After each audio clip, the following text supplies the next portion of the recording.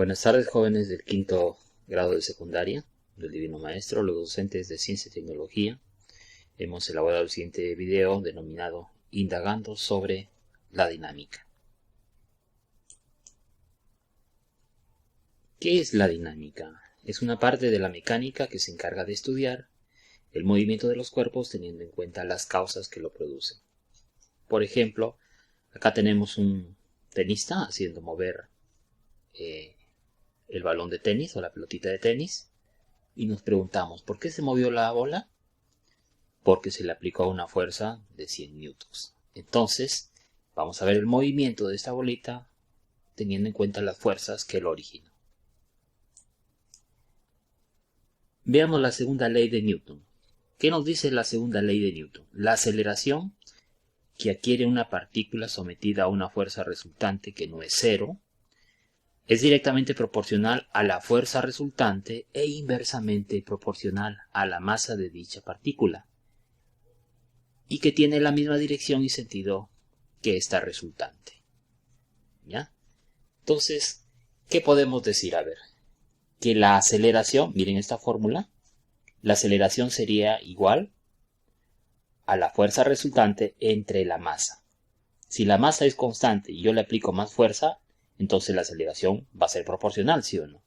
Entonces, según esta fórmula, yo puedo decir que la aceleración es proporcional a la fuerza, directamente proporcional. Y si la masa estuviese en este lado de la ecuación, sería inversamente proporcional a la masa. A menor masa, la aceleración es mayor. En este dibujo que estamos observando que varias personas están tirando de este bloque que tiene una masa determinada con diferentes fuerzas en diferentes direcciones. Entonces, de acá podemos sacar una fuerza resultante. Y la fuerza resultante, su aceleración, tienen el mismo sentido y dirección. Características de la dinámica. Recuerden que la dinámica estudia el movimiento de los cuerpos, ¿no? Dónde se originan y su predicción, vale decir, hacia dónde van a dirigirse. La estática estudia los cuerpos en un estado de reposo. Y la cinemática estudia los cuerpos sin considerar qué ocasiona el movimiento. Es decir, solamente se va a enfocar en la trayectoria del movimiento, como en este ejemplo de movimiento compuesto. Tipos de interacciones. Se llaman interacciones a las acciones mutuas que los cuerpos ejercen unos sobre otros. Los cuerpos interaccionan por parejas, de tal forma que los dos participantes representan papeles semejantes. ¿Ya? Veamos dos tipos de interacción de manera general, la interacción a distancia y la interacción de contacto, y vamos a ver, ¿no es cierto?, acá los cuerpos que intervienen. Interacción a distancia. Cuando dos cuerpos actúan el uno sobre el otro sin necesidad que haya ningún contacto directo, por eso es a distancia, ni ningún cuerpo o medio interpuesto entre ellos. Por ejemplo, tenemos que la Tierra atrae a todos los cuerpos en su proximidad sin que sea necesario que estén en contacto con su superficie. Entonces, la atracción de la Tierra frente a un cuerpo hace, ¿no es cierto?, que este o los dos se pongan en contacto sin necesidad de que estén directamente unidos, ¿no? Vale decir, su interacción es a distancia. Interacción de contacto. Dos objetos al chocar o simplemente cuando parte de sus superficies están juntas, o sea, interaccionan, estas interacciones de contacto reflejan la resistencia de los cuerpos a ser atravesados o a fragmentarse. Por ejemplo, si tenemos acá el cuerpo de una persona, por ejemplo, su pie sobre el suelo, entonces ahí hay un contacto, una interacción, ¿no es cierto?, entre el cuerpo de esta persona, por ejemplo, su pie, que ejerce una fuerza en el suelo, y el suelo ejerce también una fuerza contraria en el pie. ¿Ya? Entonces acá hay una interacción de contacto. Fuerzas. La interacción entre dos cuerpos, por ejemplo el cuerpo A y el cuerpo B, se traduce en dos fuerzas. Una hace una acción y la otra una reacción.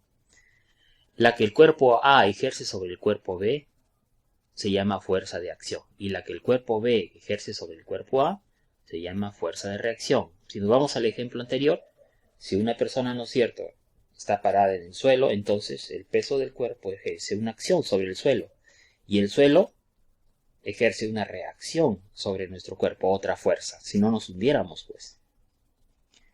A nuestro alrededor se están aplicando fuerzas constantemente. Unas veces actúan durante un brevísimo lapso de tiempo, En este caso se denominan instantáneas, otras pueden ser permanentes. En el sistema internacional las fuerzas se miden en newtons, se simboliza con la N mayúscula.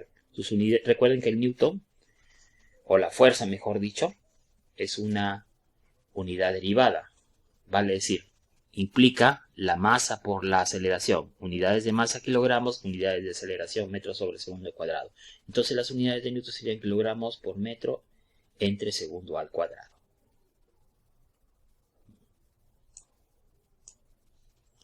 Interacciones fundamentales. Veamos la interacción gravitatoria. Es la responsable, por ejemplo, de que permanezcamos sobre el suelo o de que nuestro planeta gire continuamente alrededor del Sol, porque hay una fuerza de atracción gravitatoria, pues.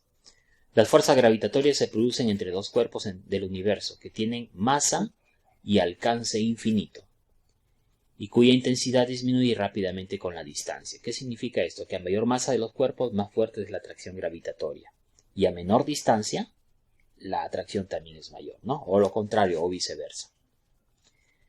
Entonces acá tenemos, por ejemplo, la Tierra que ejerce una atracción gravitatoria sobre la Luna, ¿no? Entonces esa es una interacción gravitatoria. Interacción electromagnética. Se debe a la existencia de cargas eléctricas y pueden ser de atracción entre objetos cargados con carga neta de distinto signo, por ejemplo positivo o negativo, o de repulsión, que tengan las mismas cargas del mismo signo, ¿no? Por ejemplo, positivo y positivo se repelen. Es mucho más intensa que la gravitatoria, o sea, la interacción electromagnética es más fuerte que una interacción gravitatoria, y también tiene un alcance infinito, depende también, ¿no es cierto?, de la distancia, disminuyendo su intensidad con la distancia. ¿Ya? Entonces acá no solamente tenemos la interacción entre cargas eléctricas, sino también entre cargas magnéticas, como el caso de los imanes. Interacción nuclear fuerte. Mantiene unidos a los protones y neutrones en el núcleo de los átomos. Es la más intensa de todas las interacciones, pero es de muy corto alcance. Solo actúa a distancias inferiores al diámetro de los núcleos atómicos. No tiene mucha interacción en términos de distancia, pero es la fuerza de interacción más fuerte que existe en el universo. Interacción nuclear débil. Es la responsable de la desintegración radiactiva de algunos átomos. Es unos 1000 millones de veces menos intensa que la nuclear fuerte, teniendo un alcance algo mayor, o sea, tiene más distancia. Todas las demás interacciones pueden reducirse a en último término, a alguna de estas 4 interacciones que hemos visto. Los efectos de las fuerzas. Las fuerzas pueden ejercer sobre los cuerpos efectos estáticos o efectos dinámicos, ¿no? Estático significa que no hay movimiento, y dinámico que tiene que ver con el movimiento. Las fuerzas pueden producir deformaciones perceptibles a veces y otras no, porque pueden ser muy pequeñas, ¿no? Por ejemplo, si le aplicamos una fuerza sobre un globo inflado, la deformación es muy notoria, ¿no? Si un auto, por ejemplo, está ejerciendo una fuerza sobre sus llantas por el peso, de repente no lo notamos que hay una pequeña deformación, pero sí existe. El efecto dinámico. Las fuerzas que generan el efecto dinámico pueden ser las siguientes, ¿no? Hacer pasar a un cuerpo del reposo al movimiento. ¿Sí? Le aplicamos una fuerza de repente a un auto y lo podemos mover. Cambiar el valor de la velocidad aumentándola o disminuyéndola, ¿no? Si se le aplica una fuerza a un carro que está en movimiento, aumenta su velocidad, o lo contrario, ¿no? Una fuerza contraria podemos hacer que su velocidad vaya disminuyendo también, incluso hasta poder pararse. Modificar la dirección de la velocidad, ¿no? Cuando, por ejemplo, a un tenista le llega una pelota y de acá le aplica una fuerza, le cambia su dirección. Representación de las fuerzas. La fuerza es una magnitud vectorial, o sea, es un vector, al igual que la velocidad o la aceleración, como ya hemos visto en clases pasadas. Se representa por un vector F, que significa fuerza, y que se caracteriza como cualquier vector de tener un módulo de intensidad, o sea, un valor, y una unidad, por supuesto, y tener una dirección y sentido también al mismo tiempo.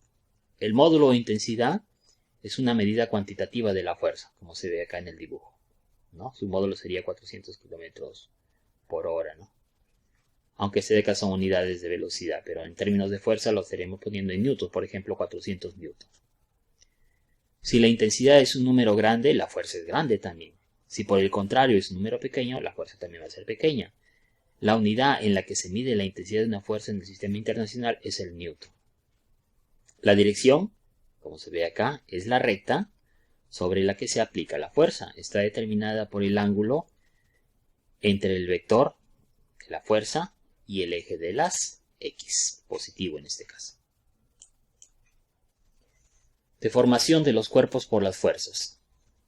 No todos los cuerpos se deforman ni se recuperan por igual cuando actúa una fuerza sobre ellos. En el caso de los materiales elásticos, sí recuperan su forma cuando deja de actuar la fuerza que los ha deformado, ¿no? Por ejemplo, si tengo una sandalia, ¿no? Y le aplicamos una fuerza y lo doblamos y lo soltamos después, dejamos de aplicar esa fuerza, vemos que vuelve a su normalidad. Es un material elástico. Ya, otros materiales cuando son doblados se quedan deformados, esos son los plásticos. En general, la magnitud de la deformación depende de la intensidad de la fuerza. Las fuerzas más intensas causan deformaciones mayores. Veamos en algunos casos. Existe un límite, por supuesto. Si la fuerza sobrepasa cierto valor, que se puede producir en el cuerpo una rotura. En este caso, el objeto no vuelve a adoptar su forma inicial cuando deja de actuar la fuerza, ¿no? Si en el material elástico le aplicamos una fuerza tal que terminamos por romperlo, ya no vuelve a su estado normal, ¿no? ¿Ya? Entonces también puede haber, fuera de materiales elásticos, están los plásticos y también están los materiales rígidos, por ejemplo, una moneda. La ley de Hooke. Para comprobar la relación existente entre la fuerza ejercida y la deformación producida en un resorte, se cuelga de distintas pesas y se mide el alargamiento o deformación que ha producido en cada caso. Por ejemplo, acá tenemos un resorte con unas 3 pesas. Acá tenemos el mismo resorte con 2 de las pesas nada más. Y acá tenemos un resorte con una sola pesa. ¿Qué estamos viendo? Que el de resorte se va deformando más mientras mayor masa o peso existe, ¿no? O se deforma menos mientras menos peso existe. El alargamiento, lo que es en este caso el cambio de longitud, como se ve acá, el cambio de longitud del resorte, producido por una fuerza es directamente proporcional al valor de la fuerza. En este caso la fuerza es el peso. La ley de las fuerzas y los alargamientos, la llamada ley de Hooke, la enunciamos de la siguiente manera. La fuerza es igual a una constante elástica, o sea, K, por el alargamiento. ¿Ya? Entonces, K es la constante elástica del resorte que depende de las características de este resorte, su material, el grosor, elasticidad. Y esta fuerza se puede medir en newtons sobre metros. ¿Ya? Perdón, lo que se mide acá es la constante elástica, sus unidades son newtons sobre metros. Porque el alargamiento es en metros. Multiplicamos esta constante, sus unidades de longitud que son metros y me sale unidades de newtons, que son la fuerza. Un ejemplo. Al realizar una serie de medidas con un muelle y diferentes masas, se obtienen los datos de la tabla. Representa gráficamente y calcula la constante elástica del resorte. Acá tenemos diferentes fuerzas aplicadas, de una fuerza inicial 0 hasta una fuerza final 2. Y vemos la longitud del resorte, miren. ¿No? En la fuerza inicial el resorte mantiene su longitud de 20 centímetros, pero conforme va aumentando la fuerza se va alargando. ¿Sí? Y acá tenemos el alargamiento, sus valores de alargamiento en sí. Entonces cogemos una pareja de valores de la gráfica, por ejemplo, los últimos valores, ¿sí? Y aplicamos la fórmula. ¿Sí? Tengo el valor de la fuerza, tengo el valor del alargamiento, entonces de acá puedo calcular la constante. ¿Sí? Entonces esa constante de la ley de Hooke sería igual a la fuerza entre el alargamiento, que en este caso uso mis valores y me sale 0,25 newtons sobre centímetros. ¿Ya? Centímetros porque acá han utilizado centímetros, ¿no? Podemos hacerlo también en metros si deseamos. Entonces podemos representarlo en una gráfica donde vemos el alargamiento en el eje de las X versus la fuerza en el eje de las Y. Y nos sale una recta, porque existe, ¿no es cierto?, una relación proporcional entre la fuerza y la longitud de alargamiento.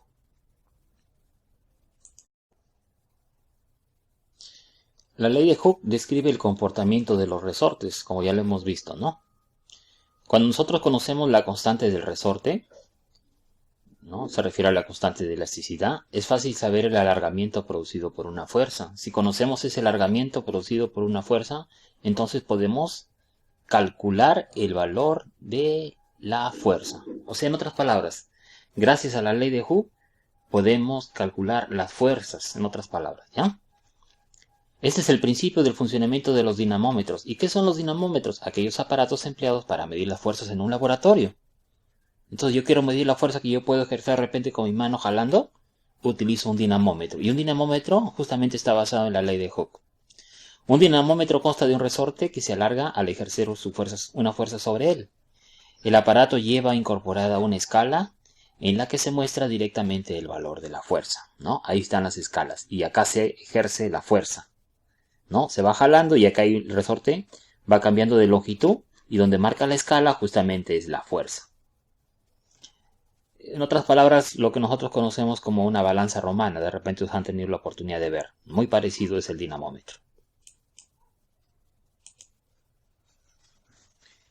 Ejemplo resuelto. Un resorte de constante elástica igual a 2000 newtons sobre metros se estira aplicando una fuerza de valor de 4000 newtons. ¿Cuánto se estira? Está pidiendo el alargamiento, en otras palabras, ¿no? Entonces utilizamos la fórmula que me dice la fuerza es igual a la constante de Hooke por el alargamiento. Entonces de acá despejamos el alargamiento que sería la fuerza entre dicha constante y obtenemos un resultado de 2 metros. Entonces por lo tanto el resorte se estirará 2 metros. Algunas fuerzas comunes en la vida real. El peso es una fuerza, ¿ya? Recuerden que el peso es la masa por la gravedad. La Tierra ejerce atracción gravitacional sobre los objetos que están a su alrededor. La fuerza que aplica la Tierra en su superficie sobre un cuerpo se denomina peso. La dirección del peso está representada por un vector que une el centro de gravedad del cuerpo. Por ejemplo, acá tenemos una piedra, ¿sí? Y su centro de gravedad, por ejemplo, se puede encontrar acá. Es una parte imaginaria que concentra prácticamente la gravedad en la piedra, ¿ya? Pero este siempre va a estar dirigida hacia el centro de la Tierra. O sea, va a caer hacia la Tierra de manera vertical. Para un objeto colocado cerca de la superficie del planeta representaremos el vector peso dirigido hacia el centro de la Tierra. El peso se calcula con el producto de la masa y la aceleración de la gravedad. O sea, la masa por la gravedad me da el peso. Como es una fuerza, se expresa en newtons. Fuerza normal o también conocida como reacción normal, ¿ya? Fn le llamamos, es un vector, ¿no? Es aquella fuerza que aparece cada vez que hay contacto físico entre dos cuerpos sólidos. Se representa por un vector cuya dirección siempre es perpendicular a la superficie de contacto dirigida hacia el cuerpo materia de análisis. Por ejemplo, si nosotros estamos parados sobre el suelo, entonces nuestro peso ejerce una fuerza sobre el suelo, pero no nos hundimos. ¿Por qué? Porque el suelo ejerce una fuerza contraria en la misma dirección. Esa es la fuerza normal. En este dibujo, por ejemplo, el cuerpo está posado sobre esta inclinación. Entonces, existe, ¿no es cierto?, entre las dos superficies contacto. Y la fuerza normal siempre es perpendicular a ese cuerpo. Miren. En este caso sale como una diagonal, ¿no? Acá se ve más notoriamente que están a ras del piso. Entonces, la fuerza sería vertical hacia arriba. Acá también está inclinado, miren. Entonces, la fuerza es de contacto, siempre perpendicular en esa superficie donde hay el contacto. La tensión es aquella fuerza interna que aparece en cuerdas, cables, hilos, etc. y se manifiesta como resistencia a que estos cuerpos sean estirados, ¿no? Ahí tenemos los ejemplos clásicos de las poleas, ¿no? Para representar la acción de la tensión sobre los cuerpos donde actúan, se hace un corte imaginario en los segmentos de la cuerda. Y los vectores de tensión se trazan sobre las cuerdas apuntando al corte imaginario. Entonces acá tenemos, por ejemplo, una polea y acá hay una cuerda que está sujetando un balde, ¿no?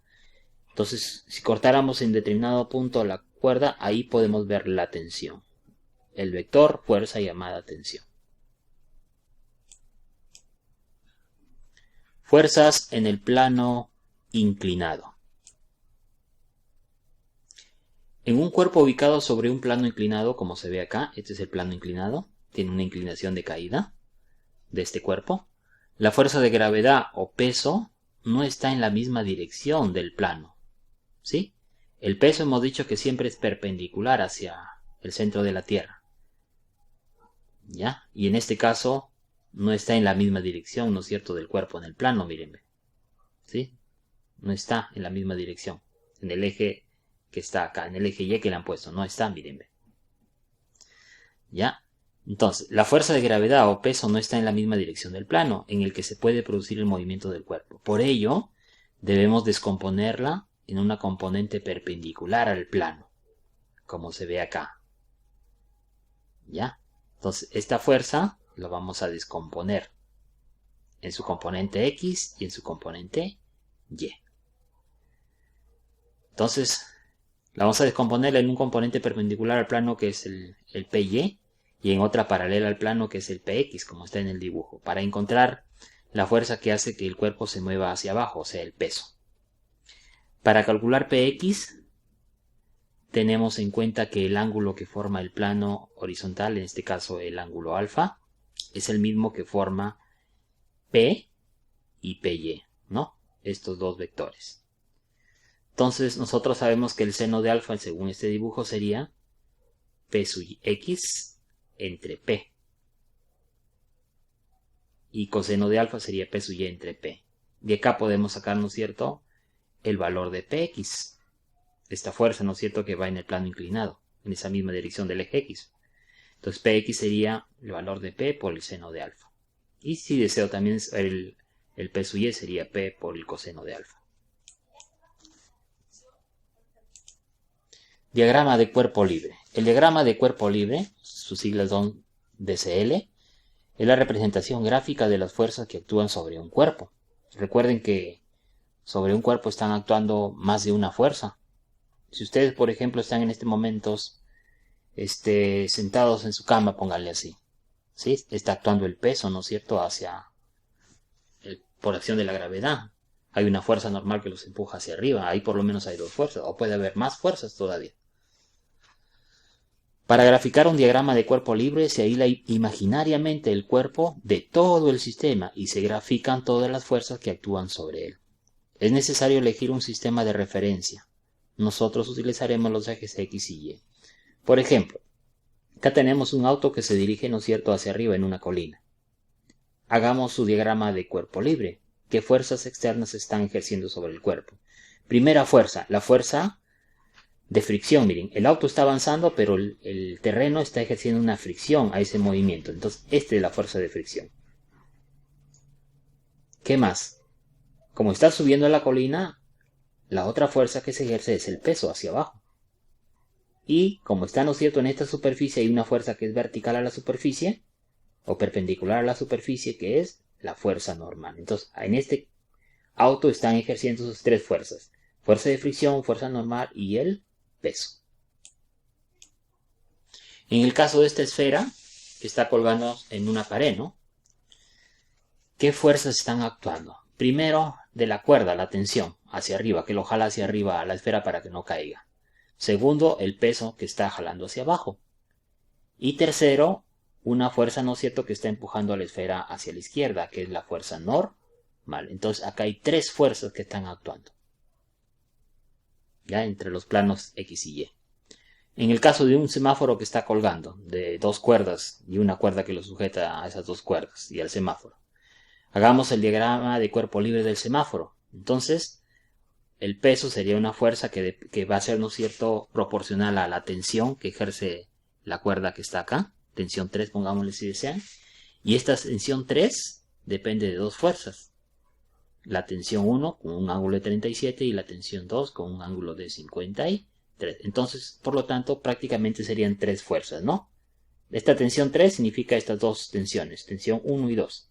Y la tensión 3 es proporcional al peso. En otras palabras, en lugar del peso podemos poner la tensión 3. Actividad. Interacciones. Observa las imágenes de la derecha y lee las situaciones y responde las preguntas, ¿ya? Tengo la figura 1, la figura 2, la figura 3. En la figura 1, el joven sopla fuerte entre los dos globos tratando de separarlos. ¿Qué sucede con los globos cuando soplas? ¿Qué tipo de interacción hay entre ellos? ¿Cómo lo sabes? Entonces respondes estas preguntas. En la figura 2, el joven frota los dos globos con una bolsa de polietileno o tela de nylon. ¿Qué sucede si acerca tu mano a los dos globos? ¿Cómo es la interacción? ¿Qué sucede si acerca las bolsas o tela de nylon a los globos? ¿Cómo es la interacción? Esto lo puedes hacer en tu casa con globos. Entonces respondemos a esas preguntas. Figura 3. El clic es atraído por el imán colocado en la parte superior del soporte universal. Este de acá es el imán, el soporte universal, y acá tenemos el clic, que va a ser atraído por el imán. Respondemos. ¿Qué sucede con el clic? ¿Hay alguna interacción entre el clic y el imán? ¿Qué tipo de interacción es? ¿Cómo lo sabes? Entonces, en cada una de las figuras que has observado y has contestado las preguntas que están ahí, formula después preguntas acerca de las variables que intervienen en la dinámica para delimitar el problema por indagar. O sea, en otras palabras, haz un problema de cada una de las figuras y plantea a cada uno de esos problemas su correspondiente hipótesis. Establece relaciones de causalidad entre las variables independiente y dependiente. Ticket de salida.